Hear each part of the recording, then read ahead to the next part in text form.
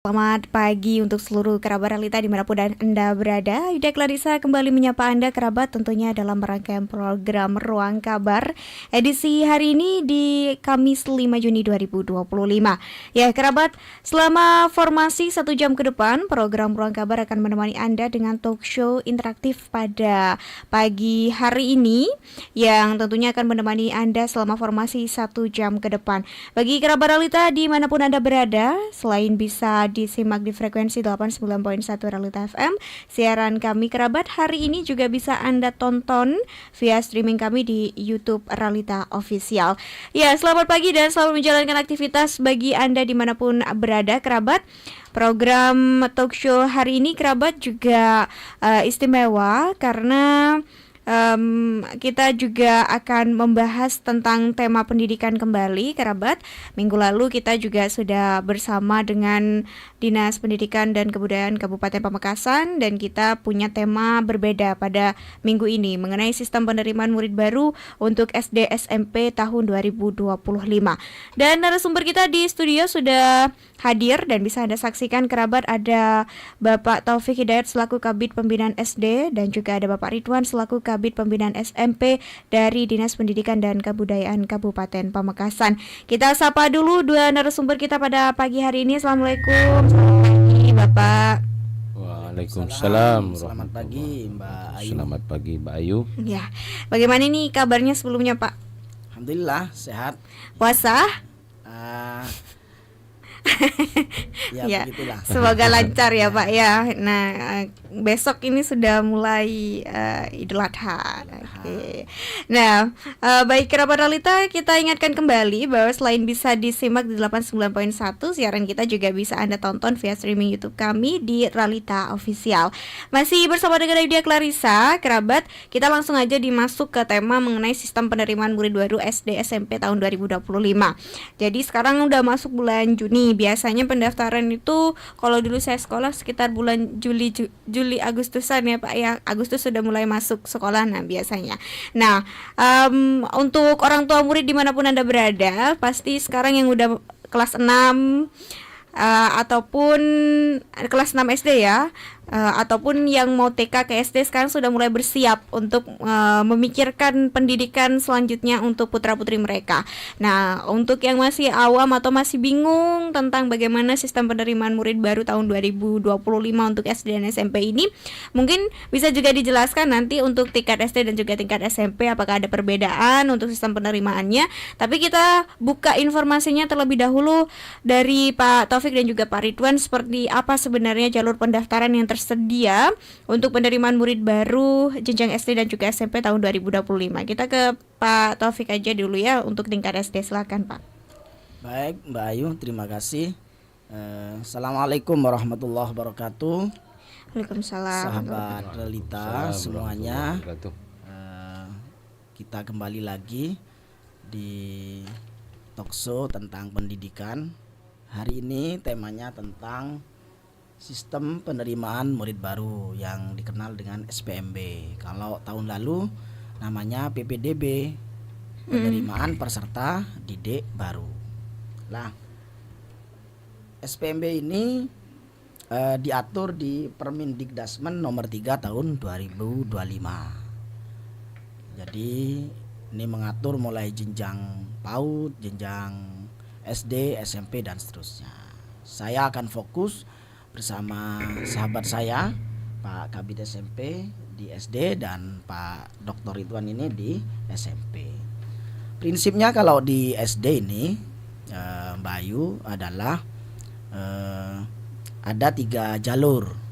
Jalur afirmasi, kemudian jalur domisili sama jalur mutasi. Ini untuk memberikan ruang-ruang kepada anak-anak kita dan orang tua bisa memilih di jalur. Di SD memang nggak ada jalur prestasi karena memang baru anak SD. Karena di TK-nya kan nggak mungkin kita untuk ngelihat prestasi karena pada SD ini memang lebih pada usia yang paling penting, yaitu usia 7 tahun minimal, tapi bisa 6 tahun. 6 tahun bisa, tapi yang diprioritaskan nanti yang 7 tahun. Nah, kalau di Kabupaten Pamekasan jalur afirmasi itu 15%, jalur mutasi 5%, dan jalur domisili itu adalah 80%. Apa sih bedanya? Kalau jalur afirmasi ini namanya afirmasi ya, kita mencoba memberikan jalur khusus bagi anak-anak yang berangkat dari keluarga ekonomi tidak mampu. Ini tidak boleh tidak diterima. Itu cuman memang kuotanya sekitar 15% dari daya tampung yang disediakan. Jadi kriterianya keluarga ekonomi tidak mampu itu berdasarkan data terpadu pemerintah pusat dan pemerintah daerah. Biasanya ini DTKS ya yang ada. Biasanya penerima-penerima PKH dan seterusnya itu. Kemudian jalur afirmasi khusus penyandang disabilitas. Jadi ini PDPD, Mbak Ayu. Jadi anak peserta didik penyandang disabilitas itu wajib diterima, nggak boleh ditolak oleh sekolah manapun. Nah, ini ada jalurnya sehingga dia tidak terganggu dengan domisilinya di mana saja, mau sekolah di mana harus diterima. Buktinya dia harus punya kartu penyandang disabilitas atau surat keterangan dari dokter atau dokter spesialis. Itu kalau jalur afirmasi. Kalau jalur mutasi ini banyak juga kan teman-teman kita karena pindah tugas. Nah, itu minimal 1 tahun. Misalkan Bayu tugas pindah ke pemerintah kabupaten di luar Pamekasan, minimal 1 tahun itu dapat jatah untuk bisa masuk sekolah tertentu. Kemudian juga yang mutasi itu anak guru. Nah, jadi memang anak guru itu diupayakan sekolah di mana orang tuanya belajar, biar ndak riwa-riwi jemput nganter gitu. Itu dapat jatah di jalur mutasi. Terakhir jalur domisili. Lah domisili ini prinsipnya mendekatkan anak dengan sekolah di domisilinya. Jadi misalkan sekolah A, ini domisili yang diatur adalah dari kelurahan A, B, C gitu ya. Nah, ini yang diprioritaskan. Nah, misalkan daya tampungnya jalur domisilinya 50 orang, pendaftarnya itu lebih dari 50, baru dilihat usia yang paling tinggi 7 tahun ke atas. Tidak melihat jarak kalau ini, yang penting ada di daerahnya itu. Gitu. Itu kira-kira gambaran bagaimana SPMB tahun ini di jenjang sekolah dasar. Yang berubah mendasar itu karena sekolah sekarang dibatasi daya tampung oleh kementerian. Jadi beberapa bulan yang lalu kami diminta nyetor berapa sih sekolah mau menerima murid kelas 1 tahun pelajaran 2025-2026. Itu ada beberapa kriterianya, sehingga nanti kalau memang nggak mungkin kan bisa cari sekolah yang terdekat di luar sekolah itu. Kira-kira begitu Mbak Ayu. Terima kasih. Baik, terima kasih Pak Taufik untuk penjelasan bagaimana kriteria di SD tadi ya Pak ya. Nah, untuk di SMP sendiri seperti apa ini Pak Ridwan selaku Kabid Pembinaan SMP? Terima kasih Mbak Ayu. Assalamualaikum warahmatullahi wabarakatuh. Waalaikumsalam. Sesungguhnya apa yang dijelaskan oleh Kabid Pembinaan SD tadi itu hampir sama begitu. Yang berbeda adalah pada jalur prestasi. Jadi kalau SPMB pada tahun 2025 sekarang ini ada perubahan. Kalau tahun yang kemarin ada istilah zonasi, sekarang ada istilah domisili. Sementara jalur yang lain itu hampir sama. Semuanya ada 4, ada jalur domisili, ada jalur afirmasi, prestasi, dan mutasi begitu. Nah, pada masing-masing jalur itu sudah ditentukan kriteria dan persyaratannya. Saya misalkan bisa mengambil contoh begitu ya, pada jalur domisili. Jalur domisili untuk SMP itu daya tampungnya sampai 50%. Artinya misalkan sekolah itu daya tampung secara keseluruhan adalah 320, maka sebanyak 50%-nya itu diambilkan dari jalur domisili begitu. Nah, sisanya itu ada dibagi 3, tapi itu tidak sama pembagiannya. sehingga nanti mencapai 100% begitu. Nah, ada yang 20%, ada yang 25%, ada yang 5% dari jalur itu gitu. Nah, yang paling sedikit itu adalah jalur mutasi, itu 5% dari siswa yang diterima begitu.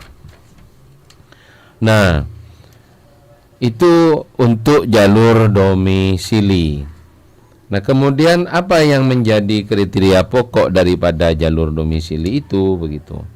Nah, kriteria pokok daripada jalur domisili itu diantaranya misalkan ya, yang mungkin masyarakat ini perlu tahu begitu. Yang pertama, siswa alumni SD ataupun MI itu boleh mendaftar di mana saja, tetapi tetap memperhatikan beberapa persyaratan. Di antaranya adalah persyaratan itu skor wilayah, kemudian usia begitu. Di jalur domisili ya. Jadi skor wilayah. Nah, skor wilayah itu yang menentukan siapa? Skor wilayah itu ya ditentukan oleh Dinas Pendidikan dan Kebudayaan begitu. Di situ nanti di masing-masing sekolah skornya itu sudah tercantum berdasarkan administrasi, dan kemudian yang kedua adalah berdasarkan jarak jauh dekatnya dari sekolah. Nah, kalau tadi Pak Kabid SD menjelaskan ada nilai yang sama, baru kemudian masuk kepada umur skornya begitu. Jadi skor masing-masing skor itu sudah ada di situ, sehingga kemungkinannya untuk jalur domisili itu nanti hal-hal yang kira-kira di luar non teknis itu bisa diminimalisir begitu. Itu kalau yang jalur afirmasi sama tadi, bahwa ini kita mengakomodasi dari keluarga yang kurang mampu, kemudian adalah dari anak yang menyandang disabilitas begitu. Kemudian kalau ditanyakan berapa persen untuk yang jalur afirmasi, untuk jalur afirmasi bidang SMP itu adalah 20%. Jadi bisa menghitung sendiri, misalkan kebutuhannya 320 begitu ya, 50%-nya itu adalah sudah domisili, 20%-nya kalau daya tampungnya itu 320, berarti 20%-nya itu sekitar 64 begitu ya. 64 siswa begitu yang dari jalur afirmasi. Kemudian jalur prestasi. Jalur prestasi ini 25% yang untuk tingkat SMP begitu. Nah, jalur prestasi ini ada dua. Jalur prestasi akademik dan non akademik lewat jalur lomba, dan jalur prestasi lewat nilai raport dari kelas 4 sampai kelas 6 semester pertama.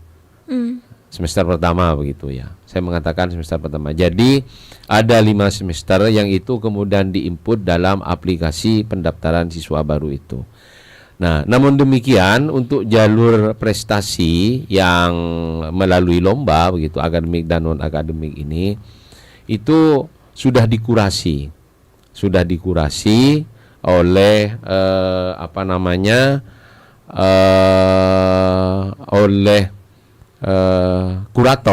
kurator yang memang itu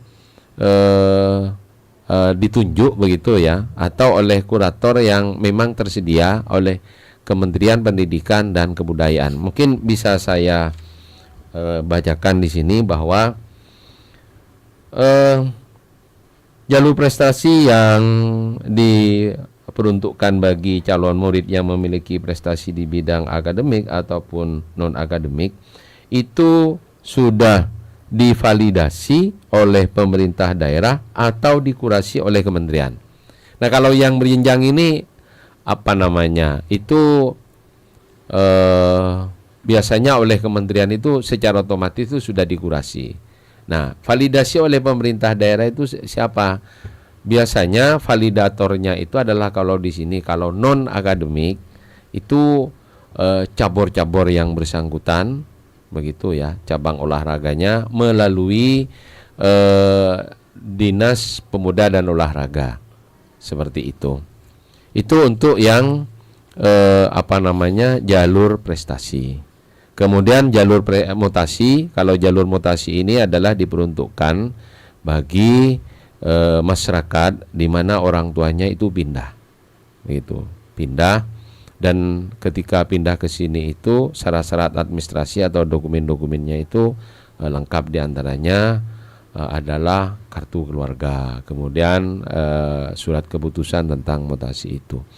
Mungkin itu yang bisa disampaikan secara singkat, mungkin nanti bisa berkembang hal-hal apa saja yang kemungkinannya masyarakat itu ingin mengetahui informasi penerimaan siswa baru ini. Tapi melalui sekolah, sungguhnya kami sudah mengundang sebanyak 2 kali kepala sekolah dengan operator untuk melakukan sosialisasi begitu ya, sehingga melalui sekolahnya itu nanti penerimaan siswa baru itu bisa disebarluaskan. Dan juga untuk sekolah-sekolah SD, mungkin orang tua siswa atau wali muridnya begitu, itu sudah ke sekolah-sekolah bertanya tentang apa yang menjadi persyaratan. Selain sekolah itu juga melakukan sosialisasi sendiri. Itu demikian Mbak Ayu dari saya. Baik, kalau tadi disinggung tentang bagaimana biasanya orang tua siswa lebih berperan aktif begitu, harusnya bertanya dan juga mencari informasi, selain juga ada sosialisasi dari sekolah. Sebenarnya dokumen apa saja yang diperlukan Bapak untuk melakukan pendaftaran penerimaan atau SPMB ya Pak ya, sistem penerimaan murid baru untuk tingkat SD dan juga tingkat SMP tahun 2025.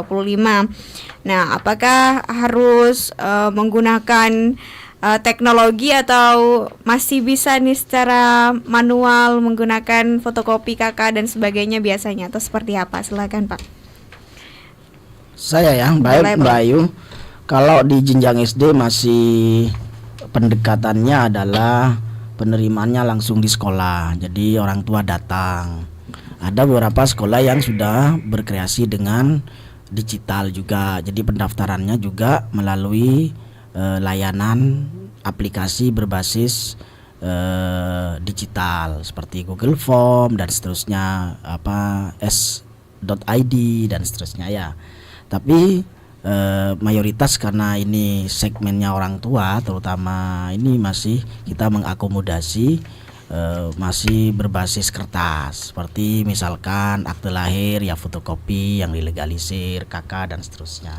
Jadi kalau di SD masih, karena ini yang paling penting di SD ini bagaimana yang agak baru adalah yang dulu daya tampung itu nggak dibatasi, sekarang dibatasi Mbak Ayu. Ini yang perlu kita sudah lakukan sosialisasi, jangan sampai terjadi persoalan. Memang daya tampung ini agar juga pemerataan, jadi sekolah itu jumlah siswa tidak gemuk pada satu sekolah gitu loh. Kan kalau terlalu banyak juga layanan kurang maksimal gitu. Padahal satu sisi sebenarnya secara kualitas sama, karena akreditasinya juga sama, SDM-nya juga sama gitu ya. Jadi harapannya itu. Jadi kalau dari sisi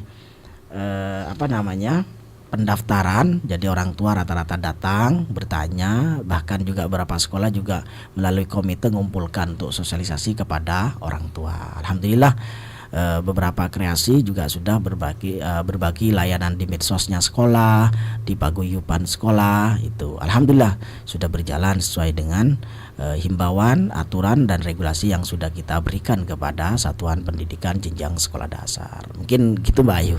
Baik, silakan untuk Pak Ridwan, seperti apa untuk di bidang SMP? Untuk bidang SMP sesungguhnya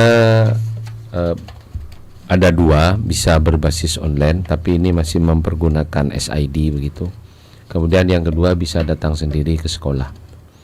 Biasanya kalau di daerah perkotaan itu awal-awal mempergunakan link yang sudah ada begitu, dan itu sudah disosialisasikan Mbak Ayu. Kemudian kalau persyaratan secara umum itu seperti biasanya Mbak Ayu. Artinya siapa yang berhak untuk kemudian mendaftar, yang pertama harus memenuhi syarat itu jelas dari sisi umur.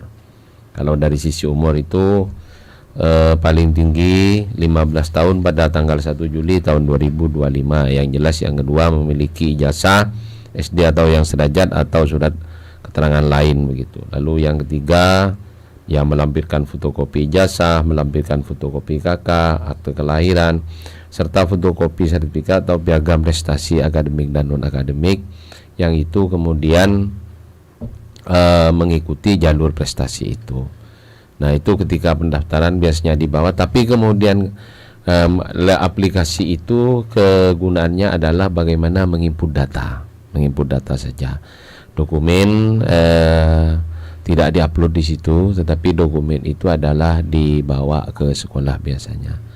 Nah, kemudian nanti berdasarkan aplikasi itu juga nanti maka kita juga dapat menentukan kalau pada jalur domisili siswa-siswa siapa saja nanti yang bisa masuk sesuai dengan syarat-syarat yang sudah ditetapkan itu begitu. Jadi nanti kalau sudah daftar itu Mbak Ayu, biasanya ranking itu akan muncul dengan sendirinya dan ranking itu diumumkan setiap hari dan insya Allah di alamat itu nanti rankingan itu ada, sehingga masyarakat itu tidak harus datang ke sekolah begitu untuk melihat rankingan apakah putranya itu masih masuk dalam kota atau tidak begitu melalui jalur khususnya adalah jalur yang domisili seperti itu. Mungkin itu Mbak Ayu. Baik, kita beralih ke informasi yang mengenai waktu untuk pendaftaran. Nah, ini seperti apa ini Pak? Karena kan kalau dulu saya sekolah itu ada istilahnya jalur yang lebih awal tuh unggulan kayaknya. Nah, itu kan pakai dites dulu. Nah, habis itu kan ada yang pakai danem. Nah, dulu kan mungkin sekarang sudah banyak berubah juga secara regulasi. Nah, untuk waktu pendaftaran dari 3 jenis jalur pendaftaran untuk SD dan juga 4 jalur yang di SMP ini seperti apa? Apakah boleh bersamaan atau memang ada waktu-waktu tertentunya? Silakan, Pak. Baik, Mbak Ayu. Kalau di SD ini kita pastikan tidak boleh ada tes. Jadi tidak boleh anak SD untuk masuk SD itu menggunakan tes jalur apapun. Jadi calistung itu sudah sangat eksplisit di regulasi, baik regulasi yang sebelumnya atau yang baru ini tidak boleh calistung. Itu menjadi atensi pemerintah pusat. Karena beberapa tahun yang lalu beberapa sekolah ngetes anak SD karena memang di usia perkembangannya memang anak ini tidak boleh dites gitu. Itu satu ya, jadi info. Jadi kami pastikan di jenjang semua sekolah dasar tidak ada penerimaan siswa baru atau murid baru ini menggunakan tes. Kemudian soal waktu ini rata-rata kalau di regulasi ini kita mulai 10 Juni 2025 baik yang tahap afirmasi, mutasi dan domisili.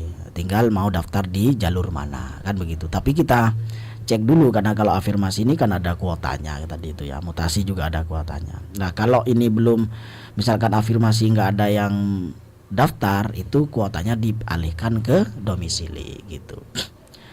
Lah kalau sama sih, cuman memang di SD ini banyak yang lebih awal Mbak Ayu karena memang rata-rata kan orang tua itu untuk anak SD itu kan segera ingin ya, tapi kita rata-rata saya cek sekolah itu dia nitip, tapi saya berikan kepada sekolah ini regulasinya berubah loh ya, tolong disampaikan sosialisasi bahwa sekarang ada daya tampung, terus kemudian tetap mendekatkan anak dengan sekolahnya, jangan sampai orang Pantura sekolahnya di kota, bukan nggak boleh, tapi dari sisi efektivitas kan nggak efektif gitu loh. Padahal di sana juga banyak sekolah yang menyediakan layanan pendidikan yang sama saya kira gitu loh.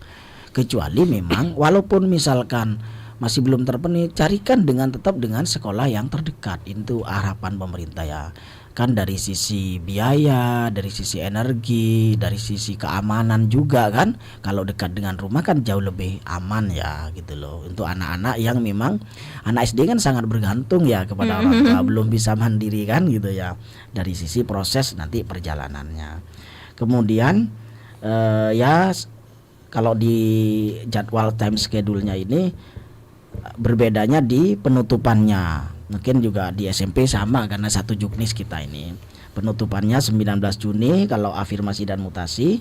Kalau domisili ini baru ditutup 24 Juni. Pengumumannya juga gitu, lebih awal yang afirmasi dan mutasi tanggal 20 Juni, domisili itu 25 Juni. Cuman ada beberapa sekolah yang sudah karena memang di regulasi itu diperkenankan ya, karena di SD ini sebelum ini memang tidak ada batasan kuotanya. Jadi ya sekolah yang penting sudah ada SKL, sudah surat keterangan lulus itu enggak ada ya, tapi karena TK enggak perlu SKL, ada akte lahir, KK, itu yang penting gitu loh. Jadi cuman yang paling penting nanti di daftar ulang ini sekitar 21 Juni untuk afirmasi dan mutasi, dan tahap 2-nya atau domisili itu 28 Juni. Lah yang paling penting lagi di MPLS ada pranya ya. Pra MPLS itu 11 sampai 12 Juli, baru tahun ajaran barunya kan 14 Juli 2025.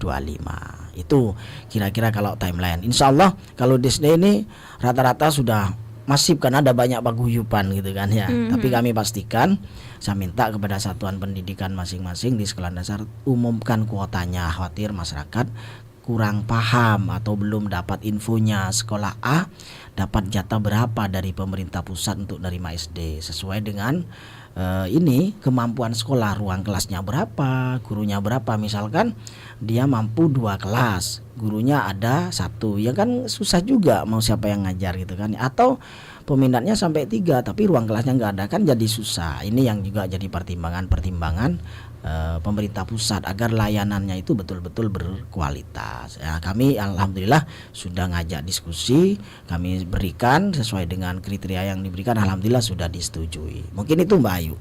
Baik, untuk Pak Ridwan sendiri seperti apa Pak untuk timeline waktunya? Terima kasih Mbak Ayu. Timeline waktu tidak ada bedanya dengan yang DSD. Jadi karena ini adalah satu juknis begitu, maka timelinenya itu sama. Tadi saya sudah menjelaskan bahwa yang berbeda itu pada jalur DSD itu jalur prestasi, sementara afirmasi dan mutasi itu SD juga ada jalurnya begitu. Ya, timelinenya itu seperti apa di juknis itu sangat jelas di situ, dan perlu masyarakat juga tahu bahwa pengisian formulir itu dimulai dari tanggal 10 Juni tahun 2025. Kemudian penyerahan berkas pendaftaran dan persyaratan lainnya itu ke sekolah masing-masing. Kalau yang jalur afirmasi prestasi dan mutasi itu adalah tanggal 16 sampai 18 Juni 2025. Sementara yang jalur domisili itu 20 sampai 24 Juni. Verifikasi dan validasi berkas itu untuk yang jalur afirmasi prestasi dan mutasi 16 sampai 18 Juni 2025, kalau yang domisili 20 sampai 24 Juni 2025 begitu. Penutupan kalau yang jalur afirmasi prestasi dan mutasi tanggal 19 Juni 2025, yang domisili itu 24 Juni 2025. Pengumuman 20 Juni 2025 untuk yang afirmasi prestasi mutasi, sementara yang domisili itu 25 Juni. Daftar ulang ini juga yang jangan lupa begitu ya. Jadi daftar ulangnya itu adalah 21 Juni 2025 untuk yang afirmasi prestasi mutasi, sementara untuk yang domisili itu 28 Juni 2025. MPLS itu 11-12 Juli 2025, permulaan tahun ajaran 14 Juli 2025. Pra ya tadi itu saya katakan pra masa pengenalan MPLS 11-12 Juli sampai 12 Juli. Kalau MPLS-nya sendiri itu 14 sampai 16 Juli 2025. Itu timeline berdasarkan juknis pada penerimaan seleksi penerimaan murid baru ini, Mbak Ayu. Demikian. Oke, kita beralih ke pertanyaan selanjutnya. Untuk timeline tadi disebutkan itu juga berlaku untuk SD ataupun SMP swasta, Kak Pak. Begitu ya.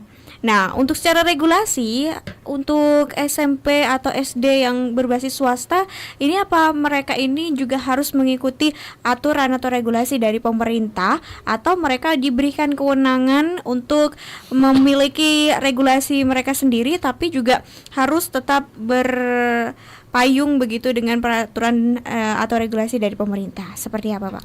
Baik, untuk SD swasta khususnya jenjang SD ini, kalau soal waktu agak lentur memang ya, karena mungkin agak awal sudah buka pengumuman. Tapi yang pasti kriteria syarat itu harus dipenuhi. Seperti misalkan tidak boleh menerima siswa di bawah 6 tahun kecuali ada surat keterangan kecerdasan istimewa, bakat istimewa dari psikolog atau dari ahli tertentu. Nah, terus kemudian juga harus yang paling penting kalau di swasta ini daya tampung, Mbak. Jadi kalau di ketentuan Permendikbud nomor 47 tahun 2023 tentang standar pengelolaan itu diatur satu sekolah itu jumlah rombelnya, jumlah siswanya per rombel jenjang SD itu 28 siswa. Satu sekolah itu maksimal 24 rombel, tidak boleh lebih dari ini. Jadi misalkan sekarang dia ada 24, yang keluar itu 3, maka bisa dapat 3 rombel. Tidak boleh lebih dari 3 kali 28 siswa itu. Ini yang kita juga di swasta sama sekarang. Kalau dulu kan bebas, mau berapapun siswa diterima, ya kan? Nah sekarang ini dibatasi. Kita juga ada daya tampung untuk swasta, karena ini dikontrol nanti di aplikasi. Walaupun bisa nerima, tapi daya tampungnya dia misalkan daya tampungnya 3 kelas ya, 3 kali 28 berarti sekitar 80 sekian ya. Ya misalkan 84 kan, dia nerima siswa lebih dari 84, ya sisanya nggak bisa masuk ke sistem aplikasi siswa baru itu, dan susah untuk dapatkan, apalagi sekarang ijazahnya, penilaiannya sudah digital semua. Ijazah sekarang ijazah, jadi yang diambil datanya itu juga dari Dapodik itu. Jadi ini yang menurut saya agak baru ya, baru di tahun ini untuk jenjang sekolah dasar, bahwa swasta ini juga diberikan kuota yang sama dengan negeri. Tapi tergantung sekolahnya ngajukan berapa. Tapi ada aturannya gitu loh. Disetujui enggak oleh pemerintah pusat, bukan kita. Kita hanya mengajukan, menanyakan kesiapan sarprasnya, kesiapan gurunya. Acuannya tahun lalu, yang tahun pelajaran saat ini berjalan ini. Kalau tahun lalu itu 3, disarankan 3. Boleh nambah, tapi ada ruang kelas baru. Terus kemudian gurunya ada, dan belum mencapai 24 rombel. Itu kalau di SD. Kalau soal waktu memang agak lentur, karena memang di regulasi itu tidak boleh lebih dari minggu kedua Juni ya Pak ya. Itu. Jadi memang paling lambat pengumuman diatur, paling lambat, paling cepat gitu. Itu mungkin strategi di swasta mungkin lebih awal karena mungkin persiapan dan lain sebagainya. Itu mungkin Mbak Ayu. Oke, baik. Untuk SMP sendiri seperti apa, Pak? Prinsipnya sama dengan apa yang di SD, karena Permendikbud nomor 3 tahun 2025 itu adalah mengatur untuk jenjang sekolah semuanya gitu. Mulai dari PAUD, SD, SMP, kemudian SMA, SMK begitu ya. Nah, namun demikian kalau untuk jenjang SMP ada hal tertentu yang ada fleksibilitinya gitu, atau fleksibel untuk sekolah swasta. Tapi secara umum persyaratan-persyaratan yang lain itu ya harus dipenuhi sesuai dengan Permendikbud dan peraturan menteri yang lain yang itu menyangkut tentang proses belajar dan mengajar gitu. Nah, tadi Kabid Pembinaan SD mengatakan tentang daya tampung. Meskipun swasta itu ketika menerima siswa itu juga ada beberapa hal yang menjadi diperhatikan, khususnya adalah yang menyangkut kemampuan dari sekolah itu, khususnya adalah kemampuan dari sarana prasarana, tenaga pendidik, dan kemampuan yang lain. Intinya adalah pada masing-masing sekolah itu berdasarkan aplikasi Dapodiknya, pemerintah pusat itu sudah menentukan masing-masing sekolah itu maksimal daya tampungnya berapa ya, kemudian jumlah rombongan belajarnya berapa, itu sudah ditentukan. Lebih dari itu tidak boleh. Nah, kalau memaksa itu biasanya Dapodiknya kemudian tidak valid, artinya akan dapat punishment begitu. Punishmentnya apa? Validitas daripada dapodik itu ya tidak akan pernah terjadi begitu. Kalau kemudian itu melanggar begitu ya. Makanya tadi saya mengatakan bahwa masing-masing sekolah itu ada daya tampung, ada jumlah rombel begitu. Kalau di SMP itu daya tampungnya masing-masing kelas itu adalah 32. Baru kemudian dia akan mengambil berapa jumlahnya begitu. Yaitu yang dilihat dulu adalah sarana dan prasarana ya begitu. Kalau memang punya kemampuan mengambil lebih dari tahun sekarang dan untuk 3 tahun ke depan itu memiliki kemampuan yang sama, boleh. Contoh misalkan SMP A hari ini meluluskan 9 kelas, punya kemampuan mengambil 10 kelas, berarti daya tampungnya 320 begitu ya. 3 tahun ke depan masih memiliki kemampuan untuk itu, boleh. Tapi kalau yang ada persyaratan hanya untuk tahun ini, maka itu tidak boleh ya, menurut peraturan yang berlaku begitu ya, menurut peraturan yang berlaku. Nah, oleh sebab itu persyaratan-persyaratan secara umum itu sudah fix dan itu sudah ditentukan dan masuk ke dalam juknis yang masing-masing sekolah itu sudah pegang begitu. Demikian Mbak Ayu yang bisa saya sampaikan. Baik, tadi disebutkan ada juga kuota yang memang ditetapkan begitu baik di SD dan SMP negeri maupun swasta. Nah, apakah ini juga sebenarnya untuk salah satu bagian begitu untuk menghindari yang namanya penumpukan siswa ataupun kurangnya siswa di sekolah-sekolah tertentu? Kalau kita lihat ada beberapa titik biasanya ya, baik di Kabupaten Pamekasan secara umum begitu, bahwa kadang kita tidak memungkiri ada sekolah yang cuma 1-2 di sekolah itu siswanya, sedangkan kadang lebih guru. Nah, begitupun terbalik. Nah, seperti ini aturan regulasi ini memang masih baru dan akan dijalankan atau seperti apa, Pak? Baik, kalau jenjang SD baru tahun ini, tahun pelajaran 2025-2006 yang dimulai dari sistem penerimaan siswa barunya. Jadi kalau dulu sekolah itu sebenarnya juga diminta sih daya tampung berapa, tapi bisa lebih. Kenapa? Kan Dapodik masih memberikan kelonggaran, misalkan nerima sampai 100 gitu ya.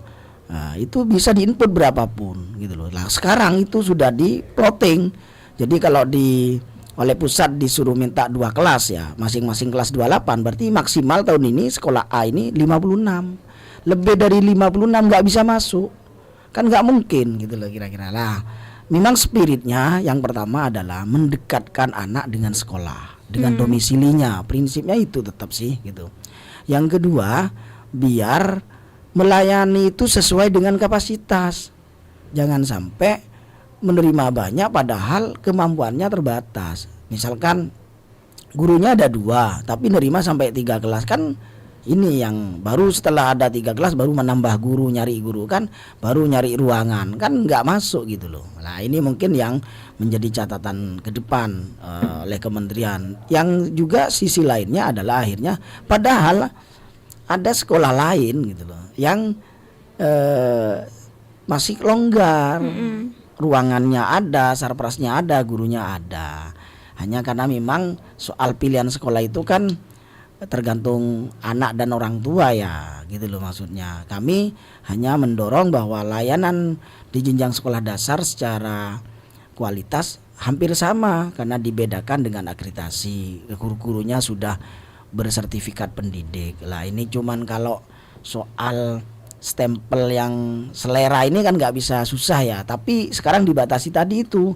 Kalau memang mau keluar wilayahnya, jalurnya hanya ada 2 kalau di SD, yaitu afirmasi dan mutasi. Selebihnya didekatkan dengan sekolah masing-masing, dengan domisilinya. Jadi kalau anak saya itu kalau mau di negeri diharapkan sekolah di mana saya tinggal, biar saya nggak usah jemput, antar dan seterusnya. Harapannya ya, toh kan dekat, enak dan seterusnya. Kecuali memang di swasta itu belum diatur domisilinya, memang cuman kuotanya juga dibatasi gitu. Karena memang ini masih belum berlaku untuk swasta. Kalau jalur mutasi dan seterusnya, swasta boleh dari mana saja memang sementara, tapi kuotanya, jumlah siswanya dibatasi, yang sebelumnya belum dibatasi. ini saya sepakat dengan Bayu bahwa memang mungkin ya pemerintah pusat melihat data-data yang muncul, bukan hanya di Pamekasan ini ada kejomplangan di beberapa sekolah, ada yang banyak sekali, ada yang sedikit sekali gitu loh. Nah, mungkin dengan ini walaupun nggak bisa tiba-tiba ya, secara perlahan masyarakat dipaksa ya, suka ndak suka, ayolah kan begitu, semuanya diisi sekolah yang paling dekat lah kan begitu, kira-kira begitu Mbak Ayu. Oke, regulasinya sama juga untuk SMP ya Pak ya? Prinsipnya sama. Jadi saat tadi saya sudah menjelaskan, cuma mungkin saya menambah satu dari apa yang disampaikan oleh Kabid Pembinaan SD begitu, bahwa kita tidak boleh mendominasi. Artinya kenapa kemudian daya tampung itu muncul, di samping itu masih ada sekolah swasta. Kemudian yang kedua ada sekolah-sekolah tetangga begitu, artinya sekolah tetangga, sekolah yang berdekatan. Nah, salah satu prinsipnya juga begitu, sehingga nanti masing-masing sekolah itu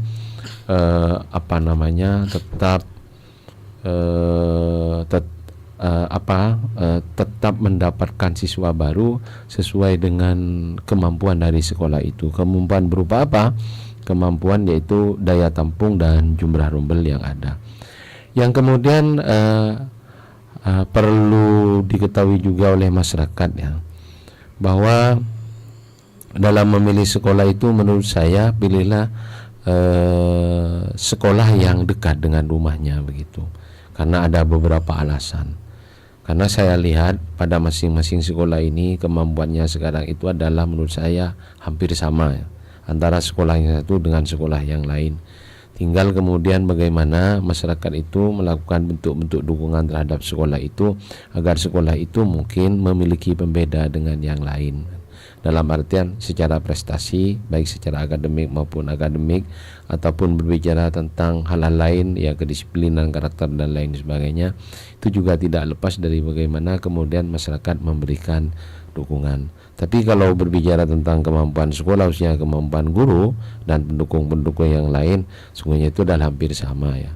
Mungkin perlu ada penyamaan persepsi di masyarakat itu bahwa sekolah dimanapun ya, kalau bersungguh-sungguh itu akan menghasilkan sesuatu yang sangat luar biasa.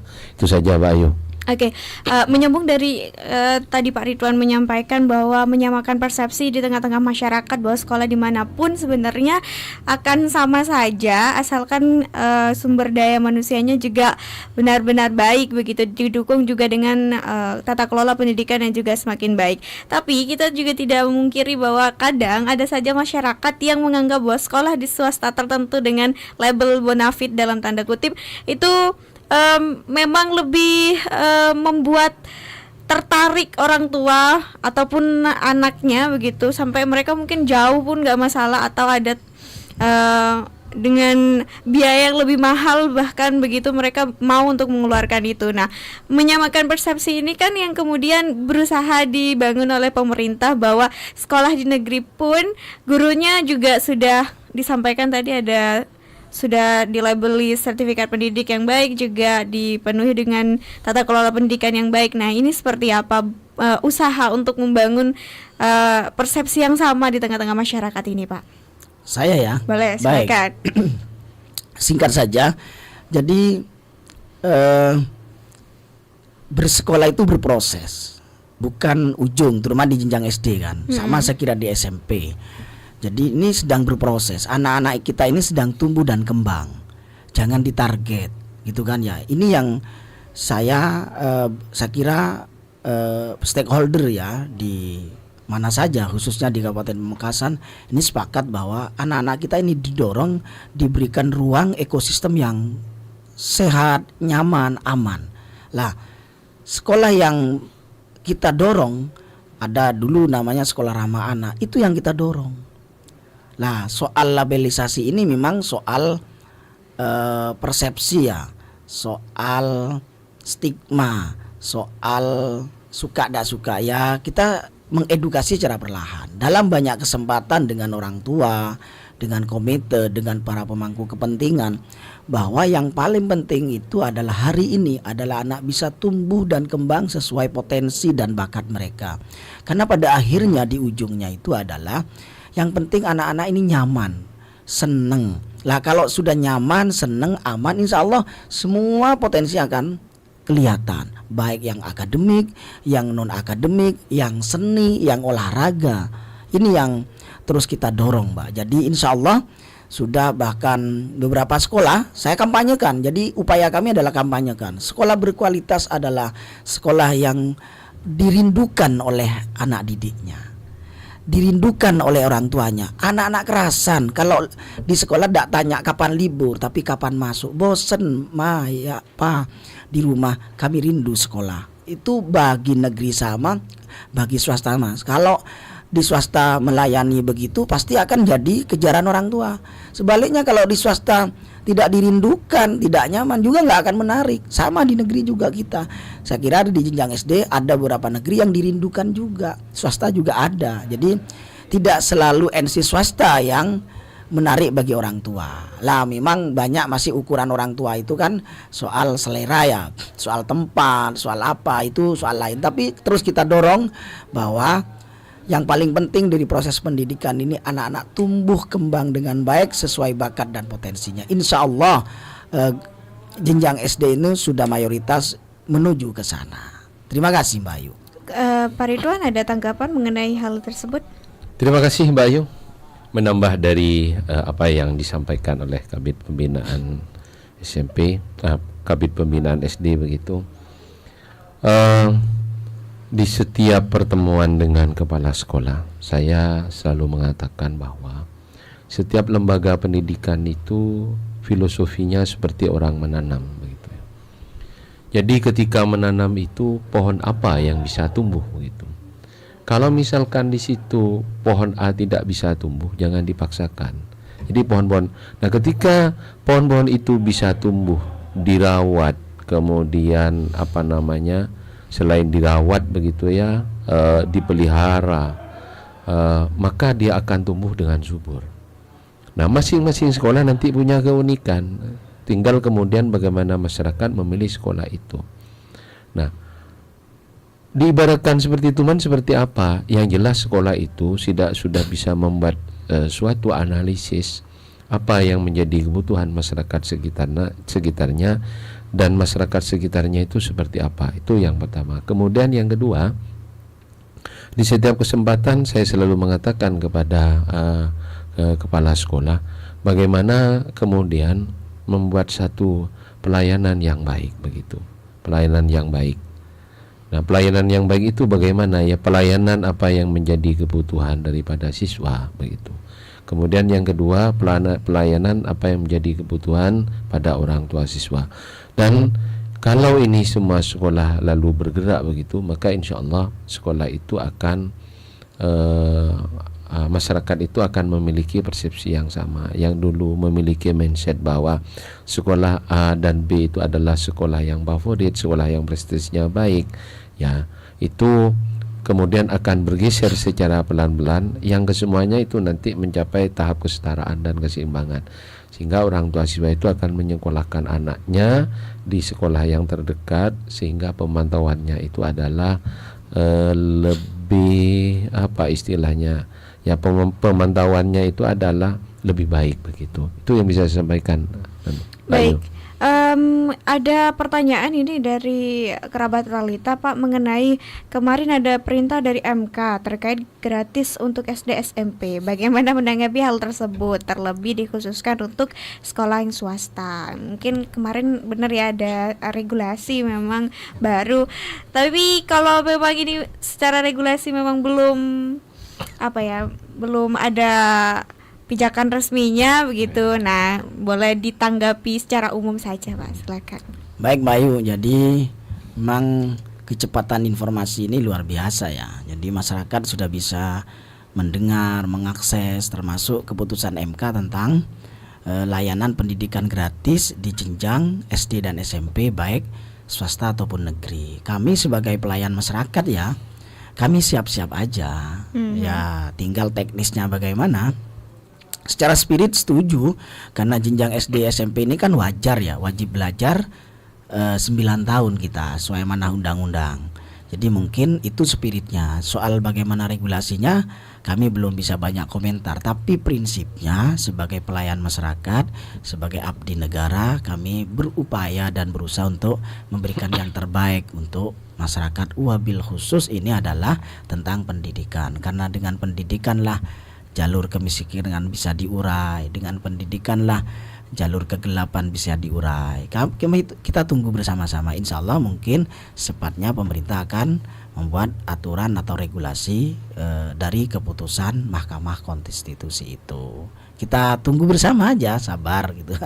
Tapi tanpa menunggu itu kita dorong akses pendidikan bisa dilayani, bisa dicapai oleh semua masyarakat kita. Baik, terakhir mungkin Pak untuk menutup kebersamaan kita pada pagi hari ini, harapannya seperti apa untuk sistem penerimaan murid baru SD SMP tahun 2025, Pak Taufik Hidayat nanti disambung dengan Pak Ridwan. Baik, harapannya adalah bahwa kita berharap di jenjang SD ini mengikuti regulasi, terutama daya tampung. Saya mohon kepada Satuan Pendidikan melalui Ralita FM ini pemenuhan daya tampung biar tidak menyusahkan di kemudian hari. Bagi masyarakat, ayo dihimbau kalau satu sekolah yang sudah penuh, ayo cari sekolah lain yang dekat dengan rumah. Saya yakinnya sama dengan yang disampaikan Pak Kabid SMP, mau di sekolah mana saja, yang penting kesungguhan, totalitas, insya Allah hasilnya juga akan berkualitas, hasilnya juga akan bagus. Ini yang menentukan, karena kami yang ada di pemerintah, di Dinas Pendidikan dan Kebudayaan berusaha untuk pendidikan untuk semua, layanannya sama ya. Kalau ada beda-beda tipis-tipis sedikit lah gitulah. Itu mungkin Mbak. Jadi kita himbau masyarakat, ayo cari sekolah yang paling dekat di rumah. Kalau terpenuhi cari yang sedikit lebih dekat lagi. Terima kasih. Baik, Mbak Ayu. Pak Ridwan terakhir. Untuk saya sebagai bidang yang menangani SMP begitu, menghimbau kepada masyarakat, satu, carilah informasi tentang sekolah, di mana sekolah itu menghasilkan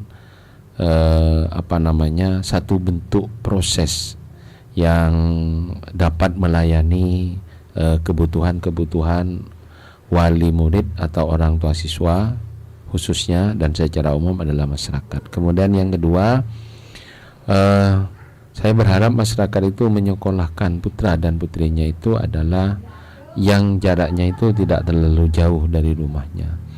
Kemudian yang ketiga, jangan berbondong-bondong ke sekolah yang dalam tanda petik itu favorit begitu, karena bagaimanapun biasanya sekolah-sekolah tersebut ketika menjadi tujuan semua orang untuk mendaftar, maka secara otomatis yang tidak diterima di sekolah tersebut itu juga akan banyak, dan itu juga akan membuang energi serta pikiran begitu ya bagi mereka-mereka yang belum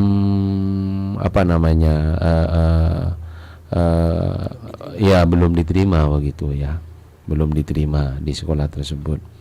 Sehingga nanti ketika semuanya sudah memilih sekolah yang sesuai dengan kriteria dan kemudian dekat dengan tempat tinggal atau rumahnya, maka insya Allah tidak ada jumlah siswa yang menumpuk pada satu tempat. Cuma kemudian saya juga menghimbau kepada sekolah-sekolah SMP maupun swasta begitu, ayo layani masyarakat itu sesuai dengan pertama regulasi, sesuai dengan kearifan lokal, sesuai dengan apa yang menjadi keinginan, dan juga bagaimana kondisi sosial masyarakat yang